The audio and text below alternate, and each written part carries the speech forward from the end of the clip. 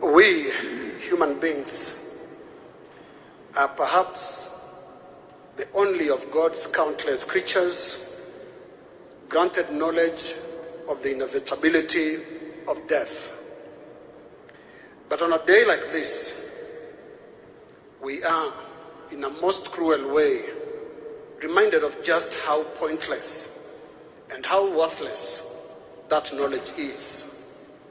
Because in its wake, death assuredly leaves us defeated and frustrated, bitter and helpless. On days like this, we tearfully turn to God, our Maker, with a myriad questions. Questions which we soon realize will not even be answered on this side of our existence. As a Christian fraternity, we shall later this week be reminded of the suffering and death of our Lord Jesus Christ. At the peak of his torture on the cross, we shall be reminded this Friday, precisely at around 3 p.m., of Jesus' agonizing cry, Eloi, Eloi, lama sabachthani. We know what that means. My God, why have you forsaken me? In the sharpest edge of suffering and in the deepest end of our grief, we too get there as our faith is tested to the limit, as we seek to ask God, why? Or even, where were you?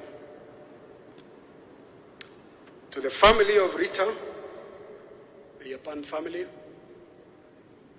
to my brother Robert Nagila, and to beautiful Mia, we share your pain and stand with you. We humbly come to you at this time like Eliphaz the Temanite, Bildad the Shuhite, and Zophar the Naamanthite, the three friends who visited Job after all the losses he suffered. And like them, we acknowledge today that no words that we speak today will be adequate to take away your grief. My last encounter with Rita was a month ago, right outside this church, next to the bookshop, to be precise. It was Ash Wednesday, the first day of this very Lenten season. Rita was a devout Catholic and a stickler of the church's deep traditions and its very elaborate liturgical calendar. And as the high-pressure nature of the Ash Wednesday Masses, for those who know, hourly Masses here, our encounter ended up really brief. We agreed to catch up soon. It was never to happen. Nevertheless, I will always hold to many great memories of one of the finest human souls. In her core,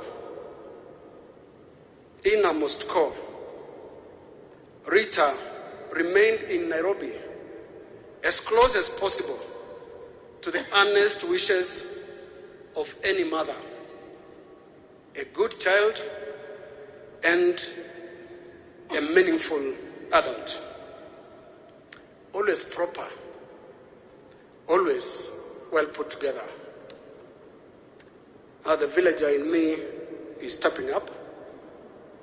And yes, those like me and like Rita, born and raised up in the rural areas, always tend to judge people on these streets by how much Nairobi has destroyed them.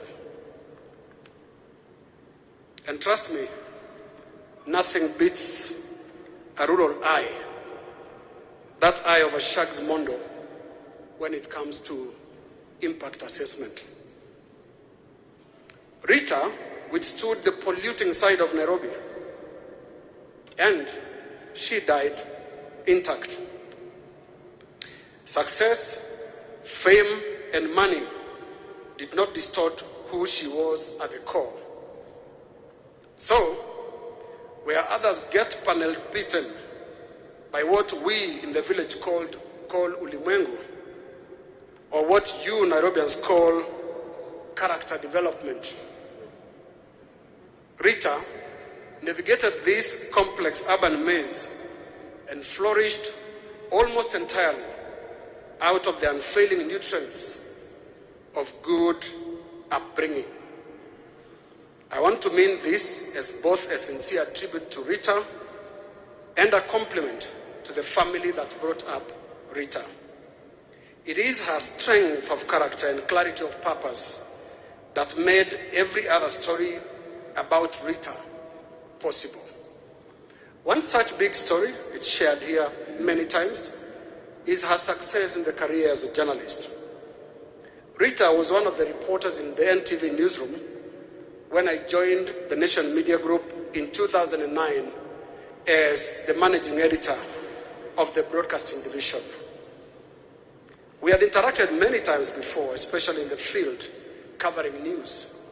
But this became our first time to work closely together in the same newsroom. I quickly got to learn more about her journalistic attributes, such as her strong scripting skills and her legendary ability to beat deadlines. But one attribute always stood out for me: her disposition, her general professional attitude. In journalism, this is a big deal. A good attitude matters, and Rita always displayed the very finest. This made her the jewel of the newsroom. In a reporter, every newsroom leader looks for reliability, and Rita personified reliability. Rita's greater possibilities came alive in 2010 when we started pushing the limits of live television news, among other ambitious editorial experiments at NTV. As the Nation Media Group marked 50 years of its existence, we rolled out our first start-to-end outdoor news bulletins from the KICC. Later in the year, we had the referendum on the Constitution, with our rolling coverage starting 3 days ahead of the August 4, 2010 vote on the new Constitution. I remember in her referendum day sign-off, Rita's 3 words somehow ring sad today: "This is it." It was after the 2010 referendum that Rita was introduced to anchoring news, when we launched a live, on-location 3-day TV magazine weekender called the County Edition, for which I was ably assisted to produce by Joe Ageo, who was the head of news production, and Emmanuel Juma, who was the head of news gathering. For the toil and sweat this took, I will not at this point separate the story of Rita from that of every member of one of the greatest broadcast newsrooms ever assembled in Kenya's media history. Rita's County Edition colleagues share every bit of that glory, as does the entire team that spectacularly and comprehensively covered the South Sudan independence referendum and the Ugandan elections immediately after. I am certain that Rita's spirit, floating above us right now, draws most of its smiles from those amazing memories and experiences. And I'm sure, colleagues, that Rita's spirit is proud of each one of you. I will not avoid to talk about Rita's physical attributes. As a journalistic, editorially ascertainable fact, Rita was beautiful. Secondly, she was smart, mentally and physically.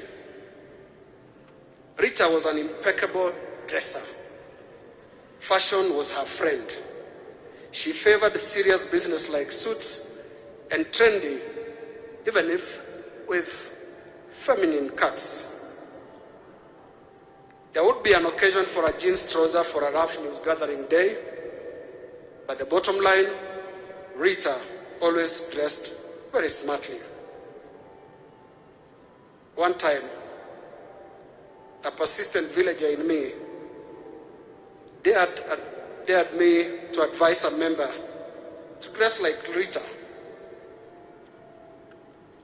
The next day, I bumped onto the subject of my advice, and the question came,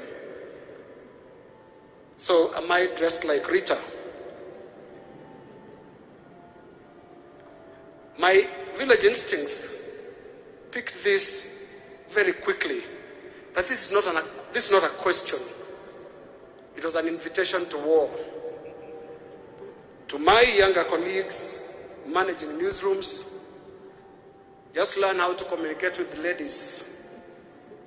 Don't you dare draw parallels, even if in the name of freedom of expression. At this point, I still struggle to believe this is all about death. And indeed, the death of Rita Tinina Yapan. So I'd best take it back where we began. That is, back to God's own doorstep.